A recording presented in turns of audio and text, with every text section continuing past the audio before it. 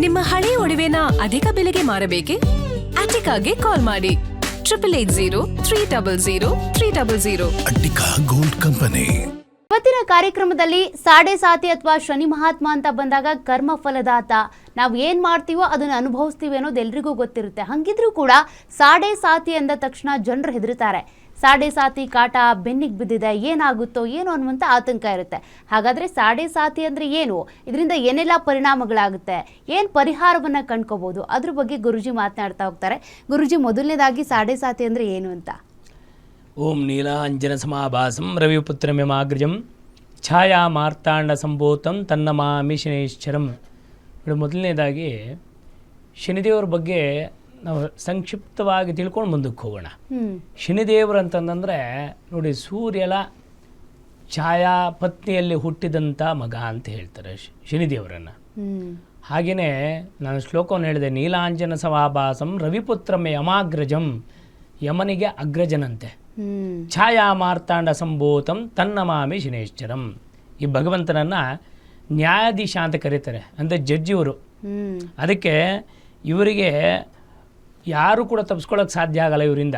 ಕಾರಣ ಯಾಕಂದರೆ ನಾವು ಗರ್ಭದಿಂದ, ತಾಯಿಯ ಗರ್ಭದಲ್ಲಿ 6ನೇ ತಿಂಗಳಲ್ಲಿ ಕೂದಲು ಬರಬೇಕಂದ್ರೆ ಶನಿದೇವರು ಏನಾದರೂ ಜಾತಕದಲ್ಲಿ ಸರಿ ಇಲ್ಲ ಅಂದರೆ, ಪ್ರೆಗ್ನೆನ್ಸಿ ಆಗಿದ್ದಾಗ 6ನೇ ತಿಂಗಳಲ್ಲಿ ಕೂದಲನ್ನು ಕೊಡ್ತಕ್ಕಂಥವ್ರು ನಾನೇ ಪರಮಾತ್ಮ.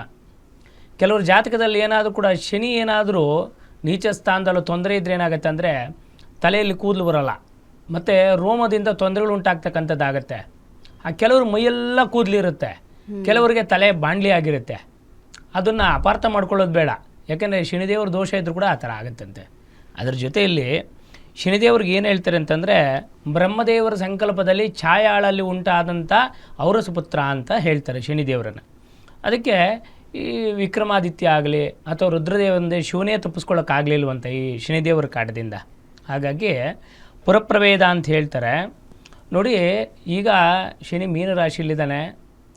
ಕರ್ಕಾಟಕ ಅಥವಾ ಸಿಂಹ ರಾಶಿಯಲ್ಲಿ ಶನಿ ರವಿ ಕುಜರು ಬಂದಾಗ ಪ್ರಪಂಚದ ಕಾಲು ಭಾಗ ಯುದ್ಧದಿಂದಾಗಲಿ ನೀರಿನಿಂದಾಗಲಿ ಇವಾಗೆಲ್ಲ ನಾವು ಮಾಧ್ಯಮಗಳಲ್ಲಿ ನೋಡ್ತಾ ಇದ್ದೀವಿ ಏನಾಗ್ತಿದೆ ಅಂತ.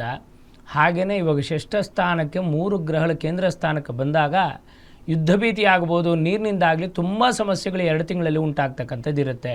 ಭೂಕಂಪಗಳು ಜಾಸ್ತಿ ಆಗ್ತಕ್ಕಂಥದ್ದು ಇರುತ್ತೆ, ಜೊತೆಗೆ ನೀರಿನಿಂದ ಸಮಸ್ಯೆ ಜಾಸ್ತಿ ಆಗ್ತಕ್ಕಂಥದ್ದಿರ್ತದೆ. ಹಾಗಾಗಿ ಈ ಪಾಪಗ್ರಹಗಳು ಬಂದಾಗ ಷಷ್ಠ ಸ್ಥಾನಕ್ಕೆ ದೃಷ್ಟಿ ಬಿದ್ದಾಗ ಉಂಟಾಗುತ್ತೆ. ಆಮೇಲೆ ದೊಡ್ಡ ದೊಡ್ಡ ವ್ಯಕ್ತಿಗಳು, ತಿಳಿದಿರೋರು, ಬುದ್ಧಿವಂತರೇ ಕೂಡ ಹೋಗಿ ಎಲ್ಲರೂ ಕೂಡ ಸೆರೆಮನೆಯಲ್ಲಿ ಕೂತ್ಕೊತಾರಂತೆ ಇವಾಗ.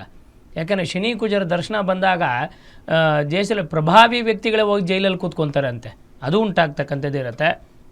ನಂತರ ಈ ಭಗವಂತನ ಬಗ್ಗೆ ಹೇಳ್ತಕ್ಕಂಥದ್ದಾದರೆ ನೋಡಿ, 6ನೇ ಮಾಸದಲ್ಲಿ ಅದಕ್ಕೆ ನೋಡಿ ಗರ್ಭಿಣಿ ಹೆಂಗಸರು ತುಂಬ ಹುಷಾರಾಗಿರಬೇಕು. ಈ ಭಗವಂತನನ್ನು ಪಂಚಮ ಶನಿ ಅಂತ ಕರೀತಾರೆ 5ನೇ ಮನೆಯಲ್ಲಿ, 8ನೇ ಮನೆ ಅಷ್ಟಮ ಶನಿ ಅಂತ ಕರೀತಾರೆ. ನಂತರ ಈ ಭಗವಂತನ ಬಗ್ಗೆ ಚಿಂತೆ ಮಾಡಬೇಕಾದ್ರೆ ನೋಡಿ, ಬಂದು ತಮ್ಮ ಜನ್ಮ ರಾಶಿಯಿಂದ ಹಿಂದಿನ ಮನೆಯಲ್ಲಿ ಬಂದಾಗ ಸಂಚಾರ ಧನಕ್ಷಯ ಅಂತಾರೆ ನೋಡಿ. ಯಾರಿಗೆ ಸಾಡೆ ಸಾತಿ ನೋಡಿ, ಕುಂಭರಾಶಿಯವರಿಗೆ, ಮೀನರಾಶಿಯವರಿಗೆ, ಮೇಷರಾಶಿಯವರಿಗೆ, 3 ರಾಶಿಯವರಿಗೆ ಈಗ ನಡೀತಾ ಇದೆ. ಹಿಂದಿನ ರಾಶಿಗೆ ಬಂದಾಗ ಧನಕ್ಷಯ ಅಂದರೆ ವಿನಾಕಾರಣವಾಗಿ ಸಾಲ ಸೋಲುಗಳನ್ನು ಮಾಡ್ಕೊಳ್ತಕ್ಕಂಥದ್ದು, ವಿರೋಧ ಆಗಬಹುದು. ಶನಿ ಸಂಚಾರದಲ್ಲಿ ಜನ್ಮರಾಶಿಗೆ ಬಂದಾಗ ಹಿಂದಿನ ಮನೆಯಲ್ಲಿ ಸಾಲ ಸೋಲುಗಳನ್ನು, ಜನ್ಮರಾಶಿಯಲ್ಲಿ ಬಂದಾಗ ಅಪಮಾನವನ್ನು, ಜನ್ಮೇ ಪೀಡಂತೀನಾಂ, ಅನಾರೋಗ್ಯವನ್ನು, ವ್ಯಾಧಿಯನ್ನು ಕೊಡ್ತಾನಂತೆ. ಇದಕ್ಕೆ ಕಾರಕ ಇಲ್ಲ ಅಂದರೆ ಮೊಣಕಾಲುಗಳು ಅಂತ ಹೇಳ್ತಾರೆ. ಶನಿ ಇರ್ತಕ್ಕಂಥ ವಾಸಸ್ಥಾನ ಮೊಣಕಾಲುಗಳು. ಮೊಣಕಾಲುಗಳಲ್ಲಿ ನೋವು ಜಾಸ್ತಿ ಆಗ್ತಕ್ಕಂಥದ್ದು ಇರುತ್ತೆ.